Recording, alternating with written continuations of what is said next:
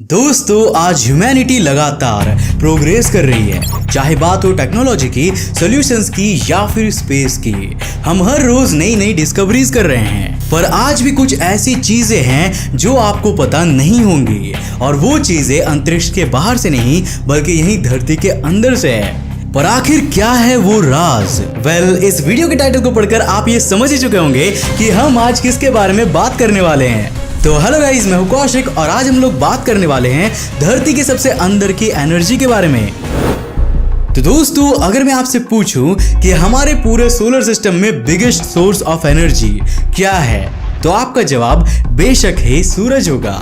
इसके बारे में हम आपको पहले ही अपनी कई वीडियोस में बता चुके हैं, इसीलिए कहता हूँ चैनल को सब्सक्राइब कर लिया करो ताकि हर इंफॉर्मेशन पा सको।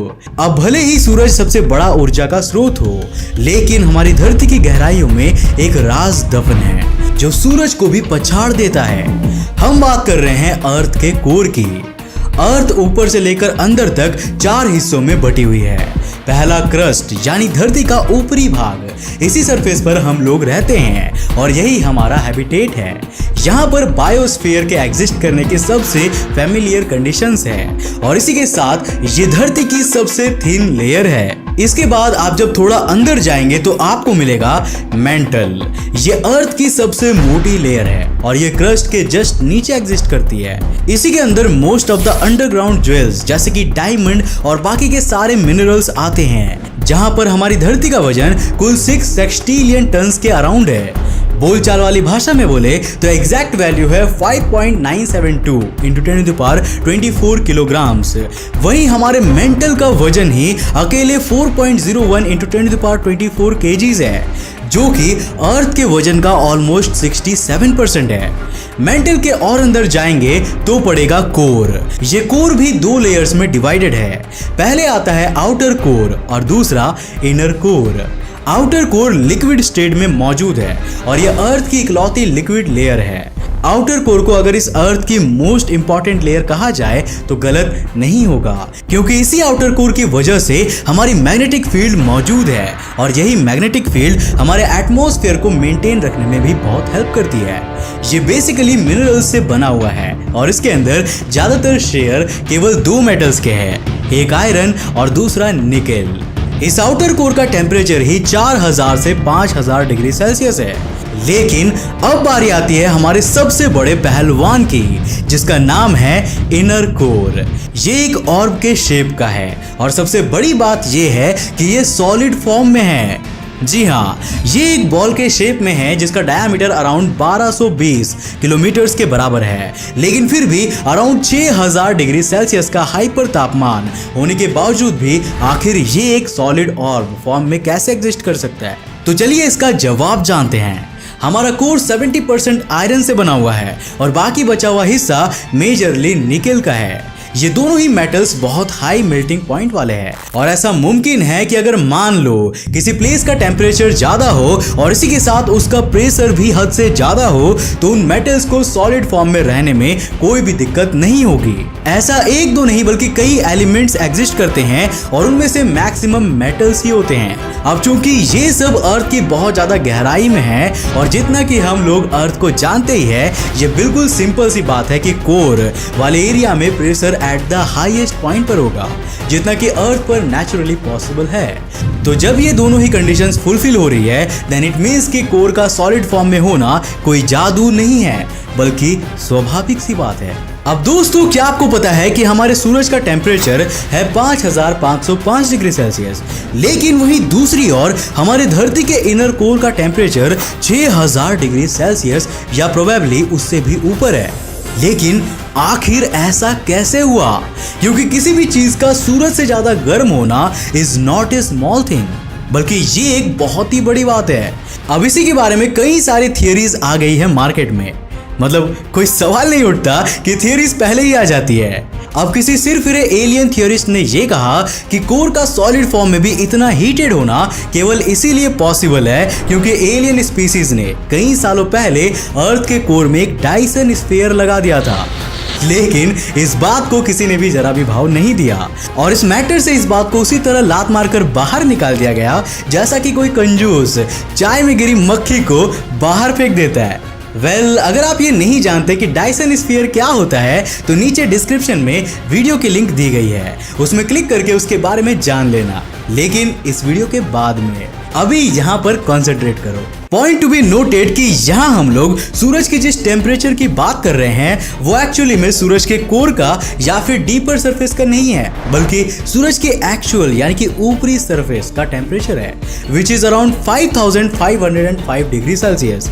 यानी कि अर्थ का इनर कोर गर्म है सूरज की आउटर मोस्ट सरफेस के टेम्परेचर से, ना कि पूरे के पूरे सूरज से। अब आगे बढ़ने से पहले ये बात भी आपको पता होनी चाहिए कि किसी भी सेलेस्टियल ऑब्जेक्ट की सरफेस तक उसका जो टेम्परेचर आता है उसमें उसके कोर का बहुत बड़ा हाथ होता है। और अगर बात करें सूरज के कोर की तो उसके आसपास तो कोई भी कंपटीशन नहीं है, क्योंकि सूरज के कोर का टेम्परेचर है 15 मिलियन डिग्री सेल्सियस, यानी कि 1.5 करोड़ डिग्री सेल्सियस। जब मैंने इस आंकड़े के बारे में देखा था तो मैं भी हैरान हो गया था।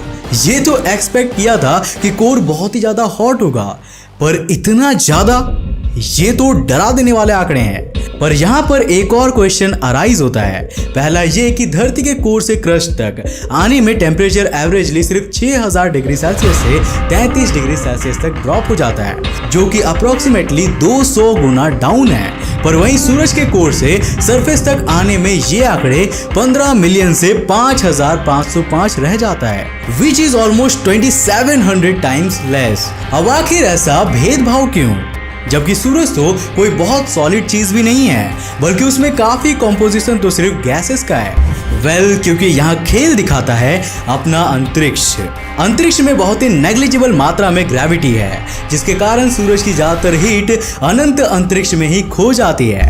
पर वहीं हमारे अर्थ का कोर बिल्कुल ट्रैप्ड है और उसकी हीट ऑलमोस्ट कहीं एस्केप नहीं होती है, और ना ही अर्थ स्पेस के डायरेक्ट कांटेक्ट में है, जिसकी वजह से सब यहाँ वाला सामान यहीं पर रहता है। सूरज के हीट एस्केप के और भी कई सारे फैक्टर्स हैं, पर सबसे इंपॉर्टेंट फैक्टर यही है। सो इन शॉर्ट, अगर एक लाइन में कंक्लूजन निकाले तो हम कहेंगे earth core is hotter from sun surface temperature, not the whole sun. Reason mainly एक कहा जाएगा कि सूरज की हीट एस्केप हो जाती है और उस पे स्पेस की कंडीशंस का प्रभाव पड़ जाता है, जबकि यही चीज अर्थ के केस में हेवीली इफेक्टिव नहीं होती। पर अभी भी हमारे सवाल का अंत नहीं हुआ है, और ये तब तक खत्म नहीं होगा जब तक कि हम ये ना जान ले कि धरती का कोर आखिर इतना गर्म क्यों है। सूरज और हमारे धरती के कोर का कंपैरिजन तो आपने देख लिया, और ये भी जान लिया कि आखिर क्यों अपना सेंटर इस मामले में जीतता है।